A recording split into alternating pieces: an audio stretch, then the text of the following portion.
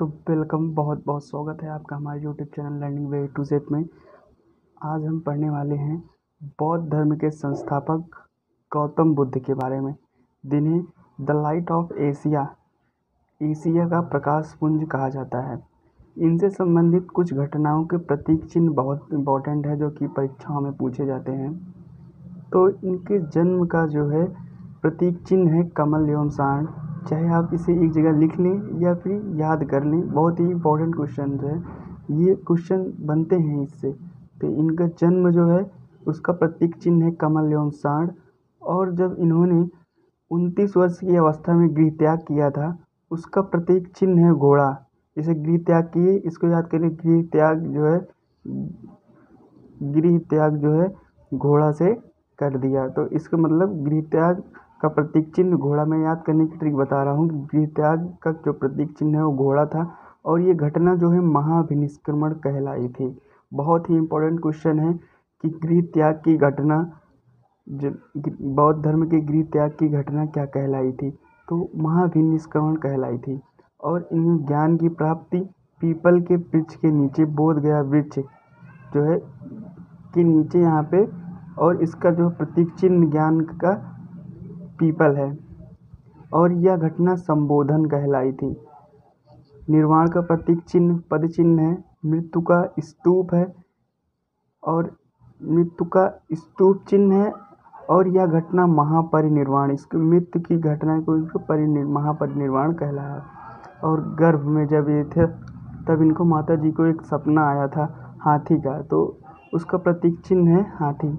और उपदेश, जब इन्होंने अपना प्रथम उपदेश दिया था, उसका जो है प्रतीक चिन्ह चक्र है। और यह घटना जो है अभिधम्म चक्र परिवर्तन कहलाई। बहुत ही इम्पोर्टेंट क्वेश्चन है आपकी परीक्षाओं के लिए ये चीज़। तो इसे गृह त्याग की घटना महाभिनिष्क्रमण, ज्ञान प्राप्त की घटना संबोधन, मृत्यु की घटना महापरिनिर्वाण, उपदेश की घटना धम्मचक्र परिवर्तन। फिर से एक बार रिवीजन कर लेते हैं।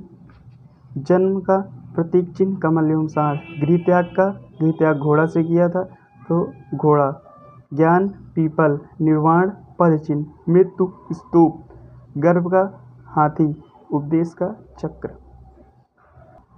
आइए महात्मा बुद्ध के जीवन परिचय के बारे में कुछ जान लेते हैं कि इनका जन्म जो है 563 ईसा पूर्व कपिलवस्तु के लुम्बिनी, नेपाल में हुआ था। इनके पिता का नाम शुद्धोधन था, जो कि शाक्य गण के मुखिया थे। बहुत ही इम्पोर्टेंट क्वेश्चन है कि इनके पिता का नाम क्या था। तो इनके पिता का नाम शुद्धोधन था। और परीक्षाओं में ये भी कई बार पूछा गया था कि ये इनके पिता किस जो है मतलब कुल के थे, तो ये शाक्य गण के मुखिया थे। माता का नाम माया देवी था। और जन्म के 7वें दिन ही मृत्यु हो गई थी, तथा इनका लालन पालन जो है इनकी सौतेली माँ प्रजापति गौतमी द्वारा किया गया था। और महात्मा बुद्ध के बचपन का नाम सिद्धार्थ था, तथा विवाह इनका 16 वर्ष की अवस्था में यशोधरा के साथ हो गया था। तो यहाँ पे बहुत ही कन्फ्यूज़न रहता है। महावीर जैन की माता का नाम यशोदा था, और इनकी पत्नी का नाम यशोधरा था, समझिएगा। और जो है महावीर जैन के पिता का नाम सिद्धार्थ था, और इनके बचपन का नाम सिद्धार्थ है। ये दोनों में डिफरेंस है, याद रखने की ज़रूरत है इसकी, क्योंकि इसमें बहुत कन्फ्यूजिंग होती है। तो इनके बचपन का नाम सिद्धार्थ था, और महावीर जैन के पिता का नाम सिद्धार्थ था, और इनकी पत्नी का नाम यशोधरा था। महावीर जैन की माता का नाम यशोदा था, ठीक है। इनके पुत्र का नाम राहुल था। कपिलवस्तु की सैर पर जब ये निकले थे, तब इन्हें क्रमशः कौन कौन सी चीज़ें दिखी थी, ये भी परीक्षाओं में पूछा जाता है क्रमशः। तो इन्हें सर्वप्रथम एक बूढ़ा व्यक्ति दिखा था, उसके बाद एक बीमार व्यक्ति दिखा था, एक शव दिखा था, उसके बाद सन्यासी दिखा था। तो क्या दिखा था? सर्वप्रथम एक बूढ़ा व्यक्ति इन्हें दिखा था, उसके बाद एक बीमार व्यक्ति दिखा था, उसके बाद एक शव दिखा था, उसके बाद एक सन्यासी दिखा था। गृह त्याग इन्होंने 29 वर्ष की अवस्था में किया था। 16 वर्ष की अवस्था में विवाह किया, तथा 29 वर्ष की अवस्था 13 वर्ष बाद जो है 29 वर्ष की अवस्था में जो है इन्होंने गृह त्याग किया। और ये घटना महाविनिष्क्रमण कहलाई। मैं बहुत बार कह रहा हूँ, ये क्वेश्चन बहुत ही इम्पोर्टेंट है कि इनकी गृह त्याग की घटना क्या कहलाई थी।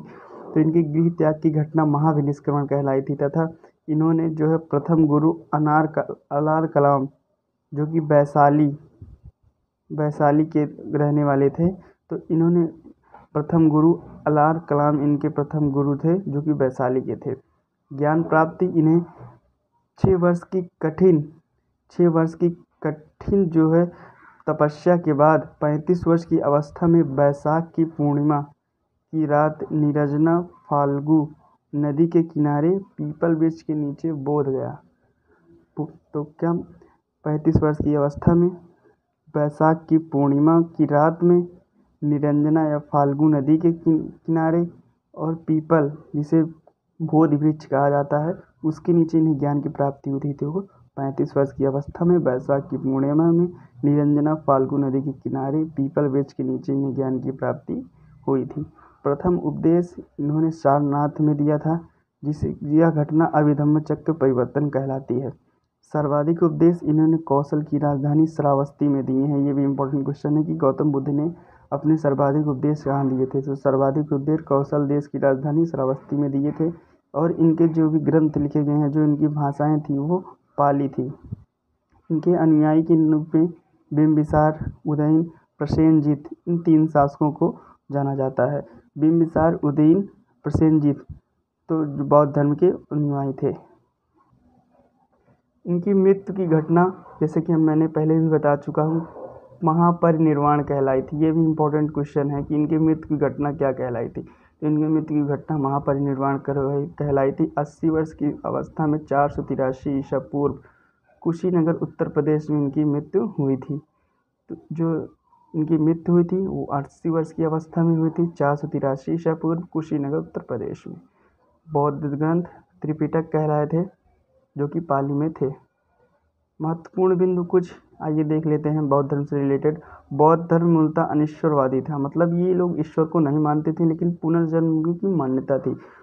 तो बौद्ध धर्म और जैन धर्म में दोनों बात ये कॉमन है कि वो दोनों ही धर्म अनिश्वरवादी थे, लेकिन पुनर्जन्म की मान्यता थी।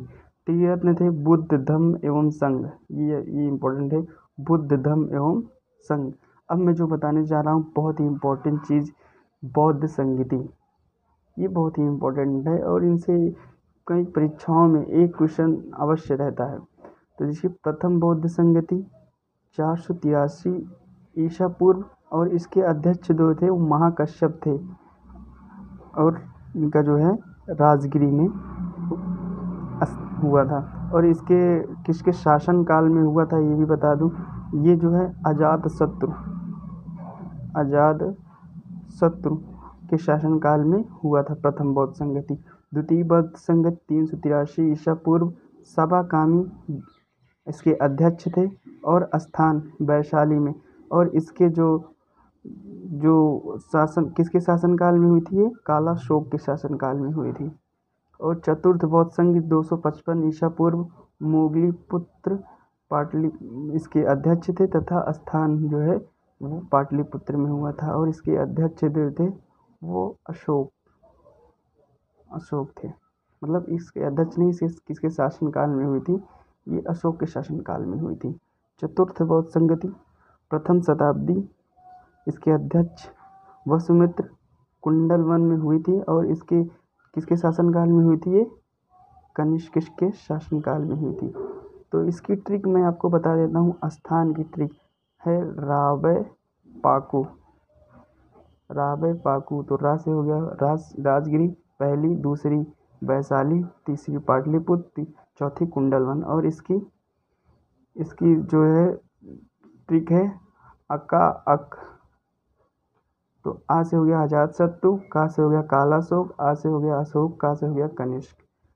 तो ये ट्रिक है, शॉर्ट ट्रिक है जो मैंने बनाई है। तो प्रथम बौद्ध संगति कब हुई थी, 483 ईस्वी पूर्व। द्वितीय 383, 100 घटा देंगे। फिर तृतीय जो है 255, और चतुर्थ फर्स्ट शताब्दी की हुई थी। प्रथम बौद्ध संगति के अध्यक्ष कौन थे, महाकश्यप थे। द्वितीय के सबागामी थे। तृतीय के मोगलीपुत्र थे। और चौथा के जो है वसुमित्र अश्वघोष थे। स्थान रावे पाकू मैंने आपको बता ही दिया है। की स्थान राजगिरी, वैशाली, पाटलिपुत्र, कुंडलवन। और शासन आ से हो गया अजातशत्रु, का से हो गया काला अशोक, छोटा फिर अशोक, फिर कनिष्क। ये रही जो है गौतम बुद्ध से रिलेटेड कुछ महत्वपूर्ण जानकारी, बहुत ही शॉर्ट वीडियो में मैंने आपको बता दिया है, और आशा करता हूँ वीडियो आपको अच्छी लगी होगी। धन्यवाद।